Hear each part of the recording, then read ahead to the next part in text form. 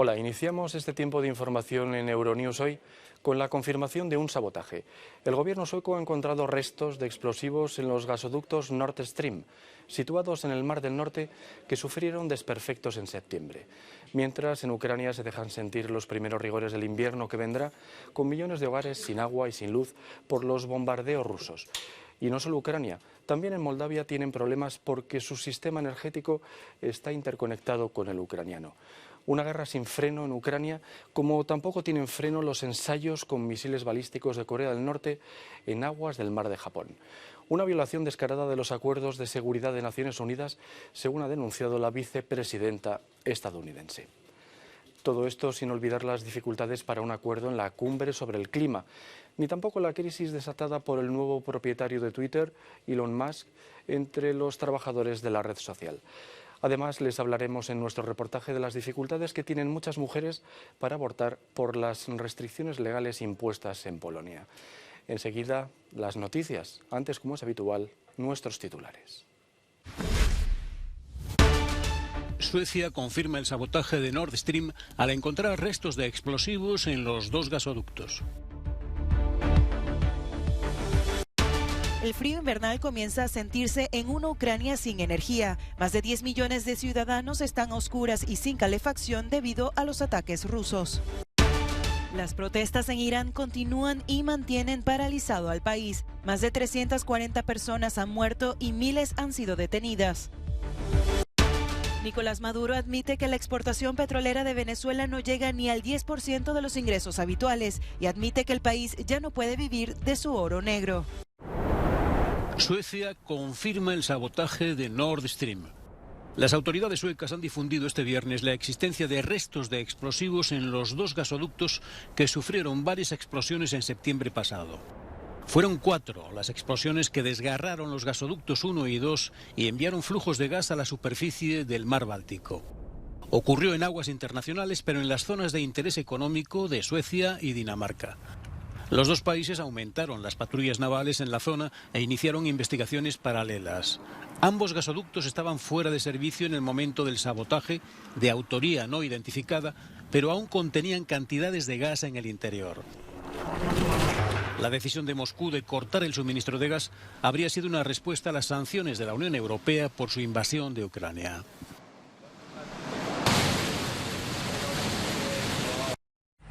Los continuos ataques rusos dejan a más de 10 millones de ucranianos sin electricidad. La mayoría de los ciudadanos sin servicio eléctrico se encuentran en las regiones de Vinnytsia, Odessa, Sumy y Kiev, donde se hace lo posible para normalizar el suministro, según el presidente Zelensky. Las consecuencias de otro ataque con misiles contra Ucrania se prolongan durante todo el día. Una vez más, se han producido cortes de energía inesperados, además de los previstos. A partir de ahora, más de 10 millones de ucranianos están sin electricidad. La falta de energía se produce cuando empieza a nevar en Kiev y en otras ciudades de Ucrania. Pero algunos en la capital siguen mostrando una gran resiliencia a pesar de la difícil situación.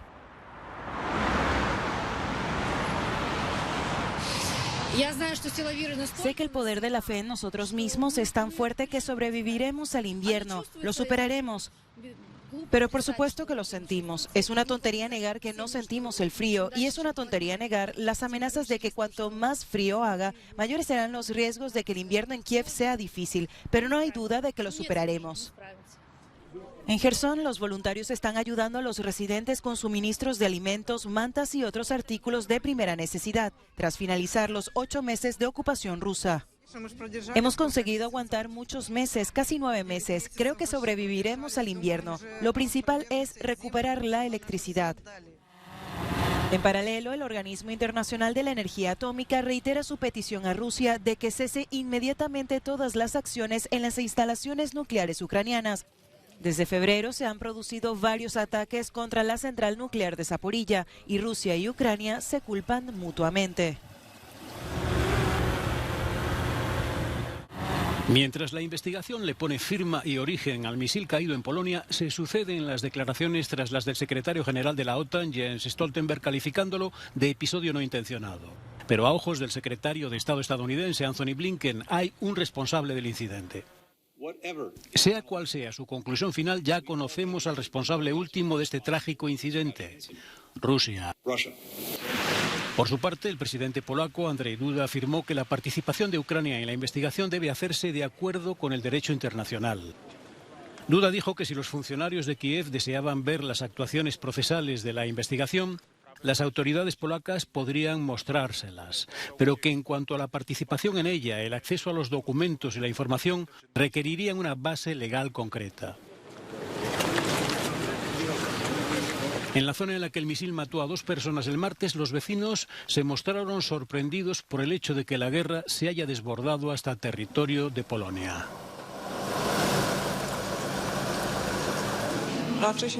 Lo cierto es que más bien no esperábamos este tipo de sucesos, aunque los accidentes ocurren especialmente cuando hay una guerra, a 6 kilómetros de nuestro pueblo. Este tipo de accidente puede ocurrir en cualquier momento. Tanto Estados Unidos como la OTAN apoyaron firmemente la impresión de Varsovia de que el misil mortal fue probablemente disparado por Ucrania. Kiev rechaza por ahora que su fuego antiaéreo fuera el culpable. Last night. Do you think this was perhaps the most tense moment for NATO? Moldavia se ha convertido en víctima indirecta de la guerra en Ucrania. Esta semana, los bombardeos rusos sobre las infraestructuras energéticas ucranianas han provocado apagones masivos en buena parte del territorio moldavo. Una consecuencia derivada del hecho de que ambos países siguen interconectados por los antiguos sistemas energéticos de la era soviética, como explica el director del Instituto de Energía de la Universidad Técnica de Chisinau. Los flujos de energía van de Ucrania a Moldavia y de Moldavia a Ucrania, y cuando el flujo desaparece en un segmento, las otras líneas se sobrecargan. Cuando se producen desconexiones masivas en varias estaciones, el sistema se desconecta porque entran en juego los mecanismos de protección. Estos apagones masivos han puesto de relieve los efectos devastadores que la guerra está teniendo en el país más pobre de Europa, sobre el que Rusia ejerce una enorme presión. El ejemplo más reciente ha sido la decisión de Moscú de reducir a la mitad su suministro de gas natural a esta antigua república soviética. Los ciudadanos moldavos afrontan la situación con resignación.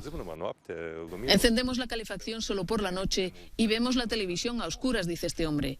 Cuanto más hagamos esto, mejor para nuestro consumo de energía y para nuestros bolsillos. La presidenta prooccidental de Moldavia, Maya Sandu, acusa a Moscú de ejercer un chantaje político para desviar al país de su camino hacia la Unión Europea.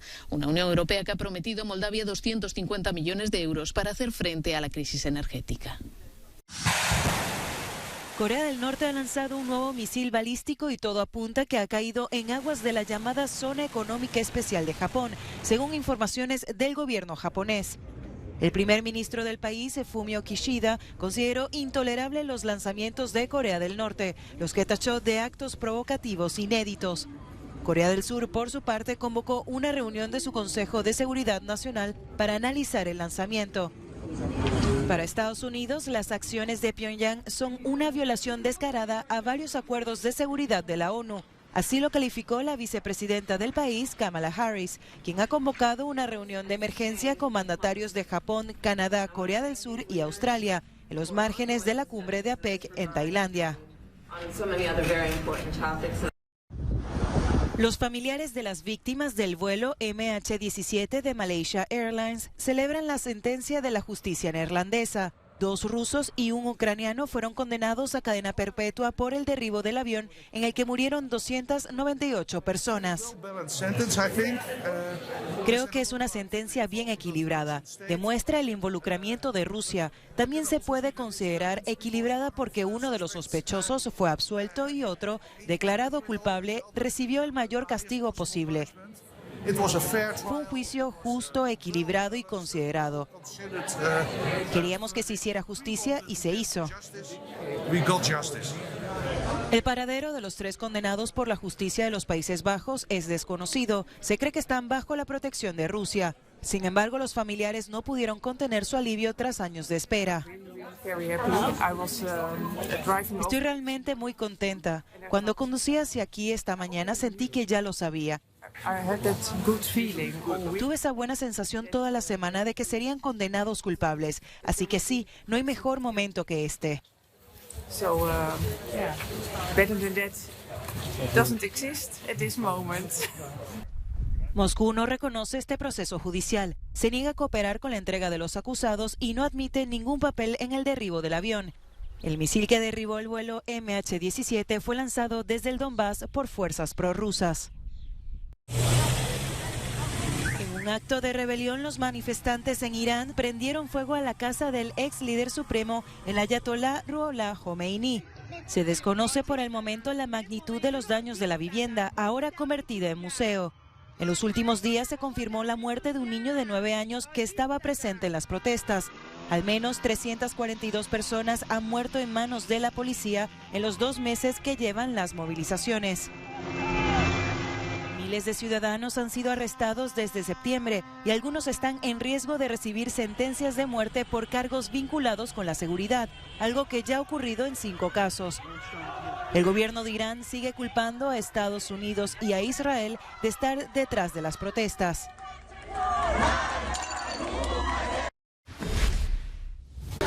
La cumbre sobre el clima camina hacia el fracaso. A pocas horas para que concluya, las diferencias parecen insalvables para cerrar un acuerdo sobre la creación de un fondo para financiar pérdidas y daños, compensaciones que reclaman los países en desarrollo. Se acaba el tiempo para frenar el calentamiento global, se acaba el tiempo para lograr un acuerdo como ha pedido el ministro de Cambio Climático de Vanuatu. Se nos acaba el tiempo, el dinero y la paciencia. Debemos establecer en esta COP27 un mecanismo para financiar las pérdidas y los daños. Su establecimiento determinará el éxito o el fracaso de nuestro liderazgo colectivo aquí. Mientras cunde la frustración, el presidente electo de Brasil, Lula da Silva, ha hecho un llamamiento a un cambio en las estructuras de Naciones Unidas.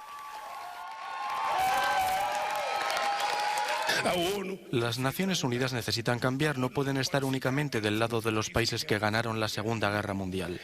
Necesitamos países africanos en el Consejo de Seguridad, países americanos, países asiáticos. Ante tanta incertidumbre, la Comisión Europea propone la creación de al menos un mecanismo de compensación para los casos más urgentes.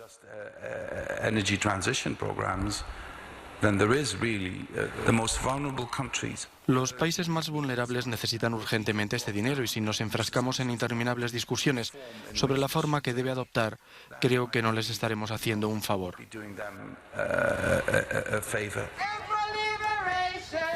Las protestas continúan, como también continúan las rondas de negociación para intentar ofrecer una solución a los problemas de los países en desarrollo.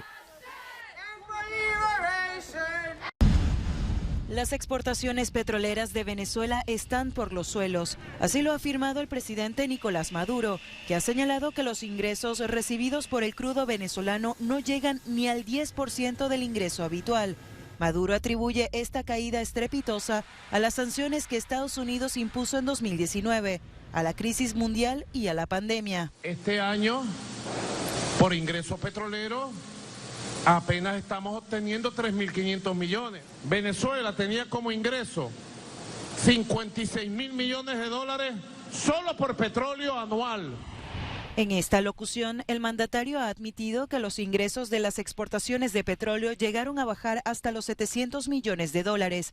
Estas cifras dan pie a varios expertos para asegurar que el modelo rentista petrolero de Venezuela ha llegado a su fin. Y pese a los esfuerzos del gobierno de Maduro, la compañía estatal PDVSA sigue enfrentando problemas ante la falta de inversión, la corrupción y la falta de mantenimiento de sus instalaciones. Pelosi se retira con un llamamiento a defender la democracia. Tras 2 décadas al frente de la formación demócrata en la Cámara Baja de Estados Unidos, Nancy Pelosi, de 82 años, ha anunciado que no se presentará a la reelección para el liderazgo demócrata. Ciertamente la democracia estadounidense es majestuosa, pero es frágil. Muchos de los presentes hemos sido testigos de su fragilidad de primera mano, trágicamente, en esta Cámara. Y por eso la democracia debe ser defendida siempre de las fuerzas que desean dañarla. La visita de Pelosi a Taiwán en agosto suscitó una enérgica respuesta por parte de Pekín. Pelosi solicitó la destitución de Donald Trump, a quien calificó de instigador de la toma de la Cámara de Representantes por una turba de extrema derecha. En febrero apoyó la solución de 2 estados en una visita al presidente de la Autoridad Palestina, Mahmoud Abbas, en la Cisjordania ocupada. Los republicanos consiguieron una mayoría, por la mínima, en la Cámara de Representantes en las elecciones de medio mandato. Twitter cierra sus oficinas al personal mientras se produce una crisis interna. Cientos de empleados más han abandonado la compañía con 3 meses de indemnización tras rechazar un ultimátum de su nuevo propietario, Elon Musk. El comisario europeo de Mercado Interior, Thierry Breton, aseguró que Musk conoce perfectamente las condiciones para que Twitter siga operando en Europa. Breton le advirtió de que la red social deberá plegarse a las condiciones de la Unión Europea. Musk pidió a la plantilla que se preparara para trabajar muchas horas a gran intensidad, o de lo contrario abandonaran la empresa. Son también numerosos los usuarios de Twitter que han empezado a abandonar la aplicación. Muchos de ellos han publicado mensajes de despedida y han cerrado sus cuentas. La polaca Isabela Jabor, de 30 años, murió el año pasado de un shock séptico cuando estaba embarazada de 22 semanas. Miles de personas salieron a la calle en protesta por su muerte provocada por la prohibición de facto del aborto en Polonia, vigente desde el año 2020. La cuñada de Isabela y la abogada de la familia han compartido en el Parlamento Europeo sus últimas palabras. En sus mensajes aseguraba que los médicos esperaban a que el corazón del feto, que era inviable, se detuviera antes de tratar los síntomas de su infección. Isabela escribió a su familia durante su hospitalización que se sentía como una incubadora.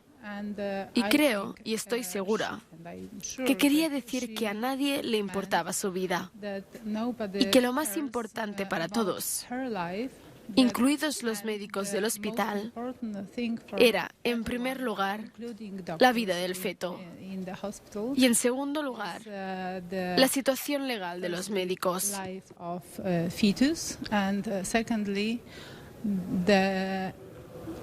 Legal situation of the doctors.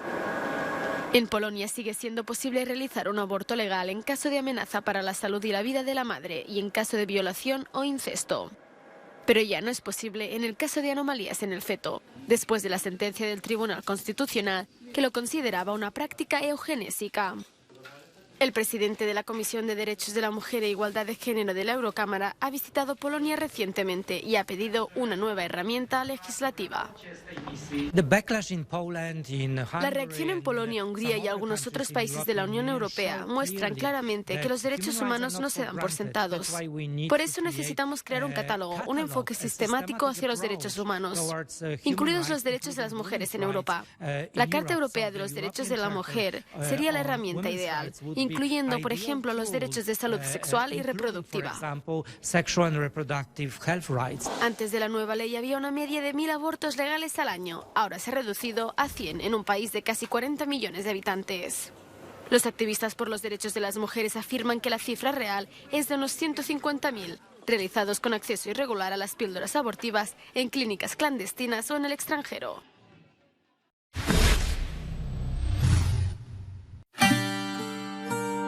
Esta es la mano de Irulegi, una pieza en bronce que incluye la inscripción en euskera, más antigua que se conoce. Esta mano se remonta al primer tercio del siglo I a.C., es decir, tiene unos 2100 años.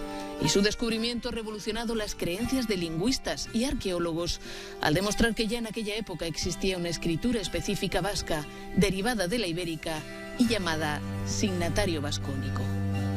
Escuchamos a Javier Velaza, catedrático de Filología Latina de la Universidad de Barcelona. La pieza es una lámina de bronce que tiene la forma de una mano extendida y que tiene un texto escrito en caracteres paleohispánicos y en lengua vascónica. Eso es lo auténticamente sorprendente, es decir, constituye el primer documento indudablemente escrito en lengua vascónica y además escrito en un signario que probablemente es también un signario específicamente vascónico. La mano de Irulegi fue hallada en junio de 2021 durante unas excavaciones arqueológicas en un antiguo poblado del Valle Navarro de Aranguren. Pero los arqueólogos no vieron la inscripción hasta meses después, cuando empezaron a limpiar y a restaurar la pieza. Desde entonces, arqueólogos, químicos, lingüistas, entre otros, estudian su significado. En el texto se distinguen 5 palabras.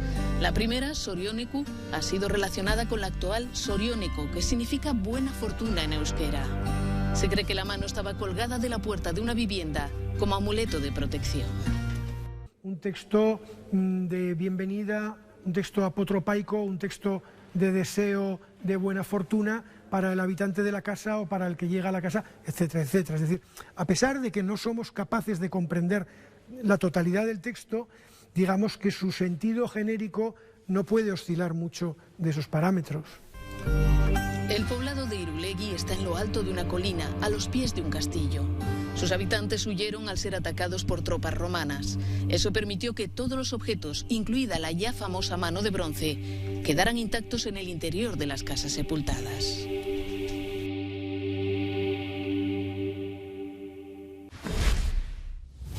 Bien, terminamos, no sin antes recordarles que pueden ver todas estas y otras noticias ampliadas en nuestra página web y en nuestras redes sociales. Les dejamos ahora con estas imágenes de la protesta de los estudiantes de medicina en París contra los planes del gobierno francés que pretende modificar su ciclo de prácticas. Muchas gracias por su atención. Feliz fin de semana.